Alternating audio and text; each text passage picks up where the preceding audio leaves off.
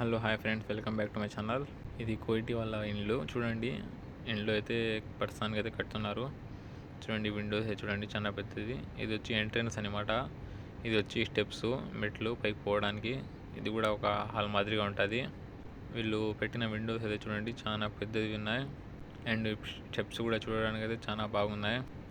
ఈ పైకి పోవడానికి ఫస్ట్ ఫ్లోర్లోకి. మన ఇండియాలో ఈ మోడల్ కట్టాలంటే చాలా స్థలం అయితే ఉండాలి, చాలా ఖర్చు కూడా వస్తుంది. చూడండి, పైన సెంట్రల్ ఏసీ పైపులు కూడా ఉన్నాయి కదా, ఇవి సిల్వర్ కలర్లో. ఇవి సెంట్రల్ ఏసీ పైపులు, అంతా సెంట్రల్ ఏసీ.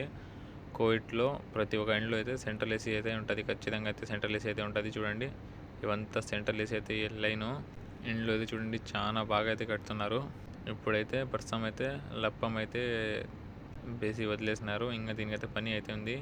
ఇంకా మీకు ఈ దివానీ అనేది ఉంటుంది. కోవిడ్లో చాయ్గా వాళ్ళు తాగుతారు, చాయ్ తాగేది దివానీ నుంచి చూపిస్తా చూడండి. ఇది వచ్చి చిన్న దివానీ, జస్ట్ కూర్చోడానికి. ఈ పక్క వచ్చి పెద్ద దివానీ, దీంట్లో చాయ్ గవా తాగుతారు. విండోస్ కూడా పెద్దవి పెడతారు. దీంట్లో ఇంకా లైటింగ్ కూడా వస్తుంది, చాలా బాగుంటుంది.